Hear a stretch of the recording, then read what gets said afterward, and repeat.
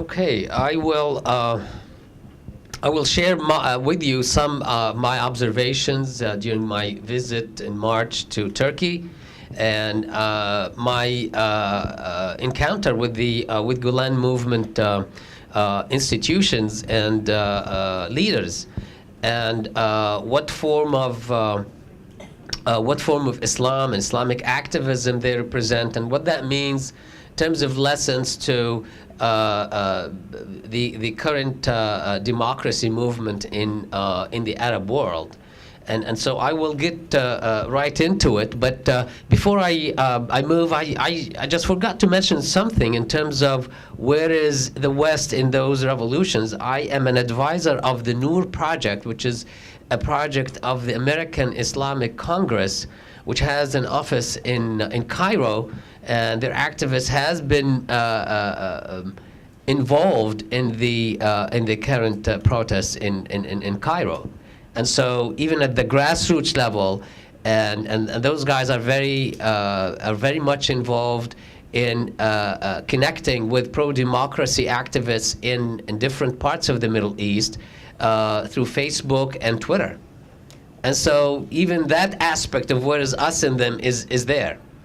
And the most important thing that we've just observed, that Arab people are so sick and tired of living under dictatorship, and have realized that freedom and liberation starts from within, that they are willing to call on international community powers they oppose otherwise in other important areas of policy, to come and help them get rid of their demons, the dictators who rule them, who have oppressed them. And so there is a lot of I think we live in a honeymoon period in terms of Arab-American relations these days. And so it is in that spirit that I look into the topic.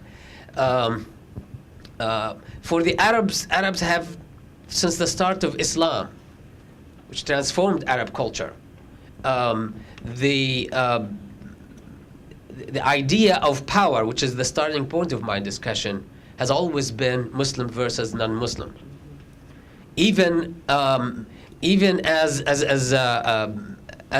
power after the Prophet and the first guided caliphs moved into an authoritarian form of rulership with the Umayyad dynasty, the intellectuals of the time choose to be called the fuqaha, the jurists, who started the intellectualism movement in the Arab world, did not ask the question, at least I'm not aware of them asking the question, is it halal, is it permissible under religious Islamic law to gather up support and grab political power in a state and have this as a form of rule?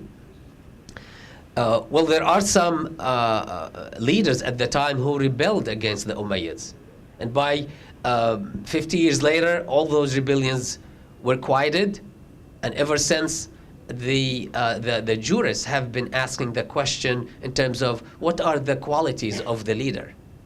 They haven't asked questions pertaining to the fact that there are power relations among human beings. And this is just the way it is, and it comes with the way we are created as humans.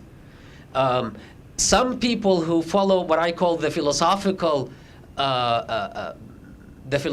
approach to Islam, which is dominant in Turkey, which brings me to the Gulen ideas and the Gulen movement, have asked that question. The earliest person, the earliest thinker who asked that question was Ibn Khaldun, who interestingly happened to be Tunisian. He was born in Tunis, and he called those forms of rulerships wilayat al-mutaghallib, ruled by the victor, the person or the group that basically rules through coercion. It can impose its will on the rest of society. Now, Gulen grew up in a period, which brings me to the first point I want to make. Opportunity for civil society is very important. Opportunity that is predicated by the existing power structure. Turkey is a military-led or a military-controlled democracy, but and it's the religion and state choices that the military leaders, especially from the time of Ataturk, made. They're still very important to the military elite. Gulen grew up in this period, but Gulen grew up in a period where he had opportunity, and the movement was not repressed. The Turkish military would intervene in politics to kind of re-establish the rules of power play, and then they get out. That wasn't the case in the Arab world. The Arab world, the rulers, they own, they rule, they exercise absolute power. And that's what the Arabs now have come to revolt against.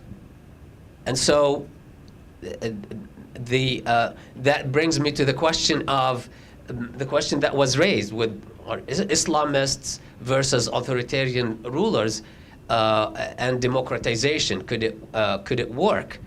Well, now you have a new big factor.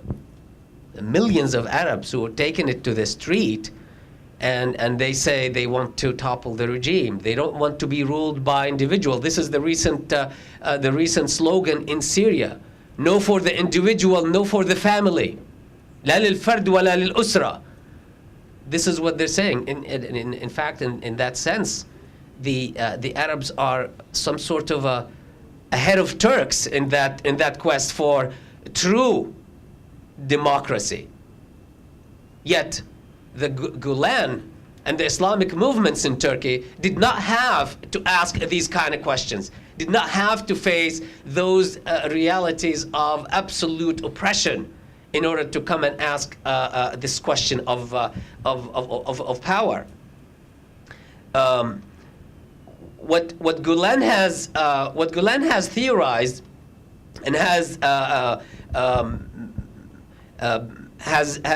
contributed in terms of Islamic thought is also based on not just philosophical the philosophical approach to Islam that he shares with the culturally secularized military elite in Turkey, but he has his own cultural choices. He happened to be a practicing Muslim, and so to him, he thought that the state should free religion. That is, the state should not impose the religious choices on people. And in fact, what the state is doing, the military elite is doing, it's imposing its own choices when it comes to religion on other people. When it comes to the issue of the headscarf or other things, even in terms of teaching religion in schools. They do teach in religion in schools, but they teach their own interpretation of what religion means. And that is, to Gulen, that is a form of imposing a state imposition of religion on people. Those questions are not raised very much in the Arab world. The Arab world happened to come from a more of a what I call a fiqhi tradition to Islam, more of a juristic tradition to Islam. Yet, what we've seen in the Arab revolutions, this is a major point I want to make, is that the Arabs as masses are moving way beyond this fiqhi tradition, and they're going more and more into the philosophical understanding of Islam. The philosophical understanding of Islam is an understanding that organically combines understanding of reality with what people think Islamic values are, what the teachings of the Quran and the traditions of the Prophet, what they mean in their life, as opposed to the what you might want to call orthodox or traditional or conservative juristic tradition, and that is approaches issues, whether private or public, based first on what has been written in the past about those issues. And so this is why the jurists are now playing a catch-up game with the revolts. There has been a raging debate in the Arab world after the masses have taken their decision and came out wanting to depose the regimes, wanting to end dictatorship, something that is still work in progress, I should say, and has been pointed out before in the previous panel. But the jurists started asking the question: is it halal for people to come out against the ruler, or is it not halal to go against them? The Wahhabis, of course, for very well obvious reasons, said no, you cannot come out. You have to listen and obey. And you get Qaradawi going on Al Jazeera say, well, this pertains to stopping oppression, stopping dhulm, and dhulm and justice, adl, are predominant concepts in the Quran, which means that and Qaradawi is a top jurist and scholar and very well respected in the Arab world across different Islamic movements, particularly the Muslim Brotherhood. So that is, but these discussions come after the fact. The people have established by their own feet their right to make a decision on who and how, who should get to rule them, and they have decided that governance should be based on popular legitimacy. But who are these people? Well, there are a lot of they're Islamists, they're secularists, they're nationalists, they're Copt. They're people who are not affiliated with any group. That's in Egypt.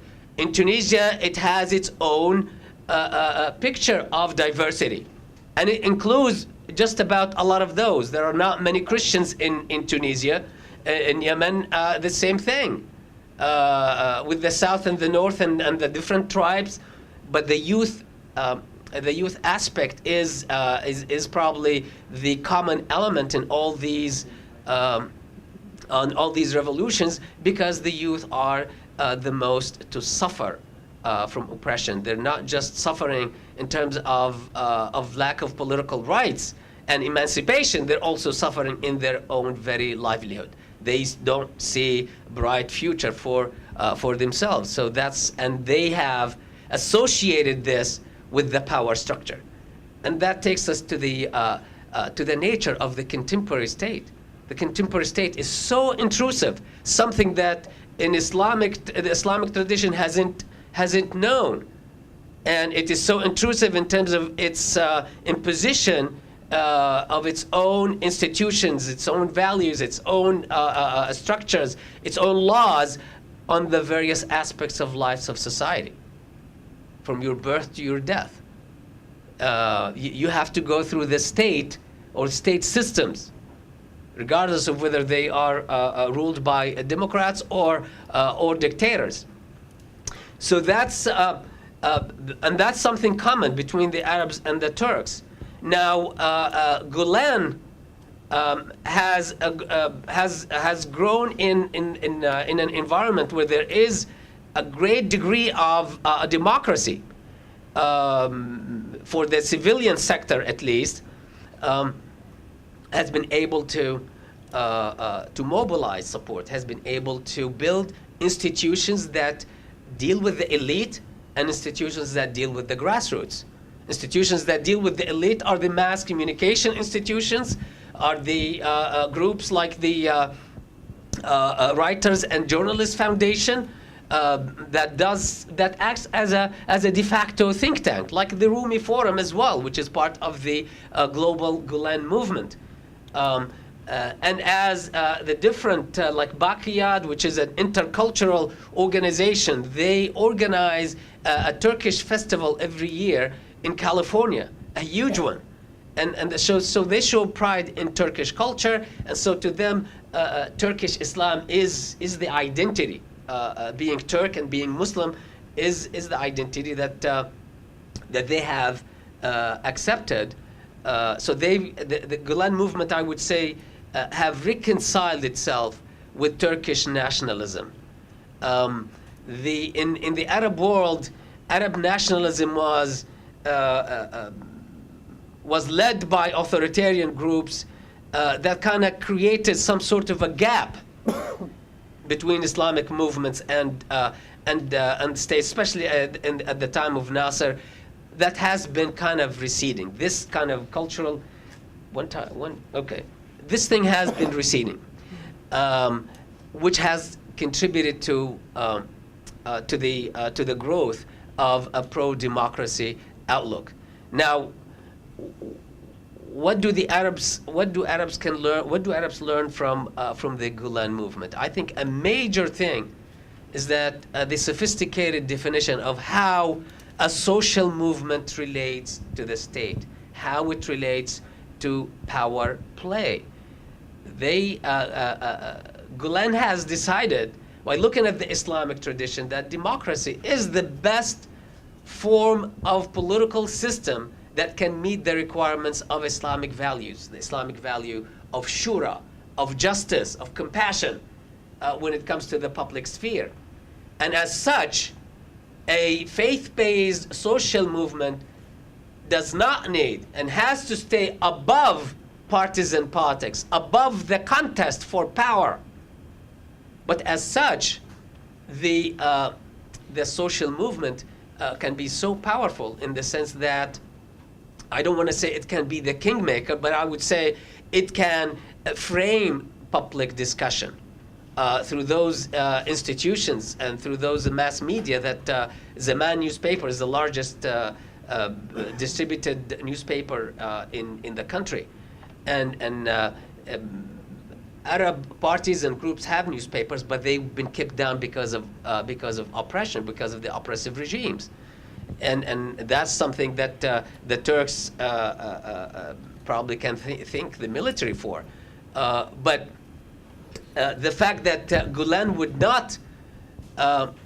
not endorse any political candidate, would not get involved in saying who gets to be the next prime minister, does not stop him from raising his voice when it came to systemic issues of public concern. The referendum over constitutional amendments. That relates to what the state is and what the definition of power is all about. And that stuff relates to the work of social movements. The Ergenekon trials, the trials of the military leaders suspected of plotting to topple the government. He's in support of it because that is a systemic issue.